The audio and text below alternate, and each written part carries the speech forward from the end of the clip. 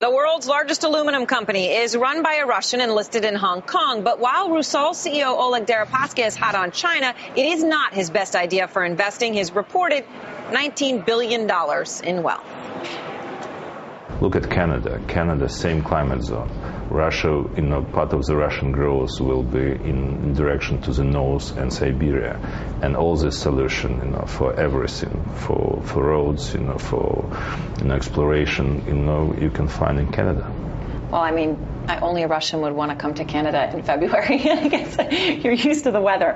But when you look at all the different countries you could invest in, June would have been nice. Where are you putting the most money right now? In Russia. In Russia. And you believe in Russia. It's a good place for returns. It's safe. It's safe. Of course. A lot of people, when they hear safe, Russia is not the first place that they think of. They hear Russia and they think about the mafia, and they think about stories about journalists getting killed, and they've been afraid. I mean, recently we had, 3 IPOs pulled in London. Some people say it's because investors are scared. What do you say to those investors? Just, try to understand reality. For example, if you have a court case somewhere in India, China, or Russia, where you would get real, justice and real result. You will spend in India maybe, 25 years, and you will not get result. In Russia, 3.5 years maximum, and you can reach Supreme Court decision, and it would be definitely a fair decision. In China, it's better not to start in any court case, just because it's so politically driven. That's why, in this, in this aspect, Russia much more safe. What about though when they look at the Mikhail Khodorkovsky case, which obviously has gotten a lot of press around the world as being at best an unfair trial, a billionaire who is going to be serving another 7 years in jail. Was that fair? Difficult to say. He chose this way. And here's what The Guardian in London summarized about WikiLeaks. Let me just read it here.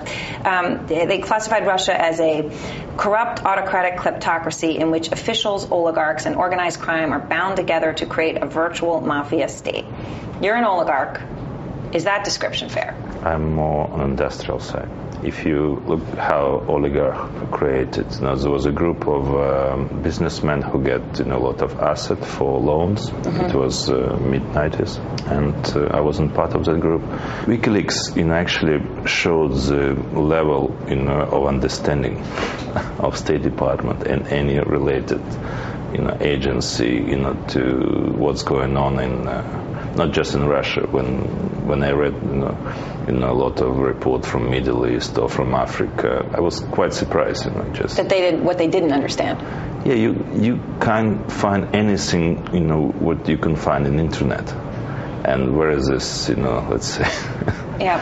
Real, intelligence resources, so real knowledge of insight. Right. This would be the stereotypical. It's a stop of, it's sort of, stereotype, view on Russia. But in 20 years, to have such a transition, in a country where, there was no freedom, where, there was no private property, no market, no institutions, it's actually amazing.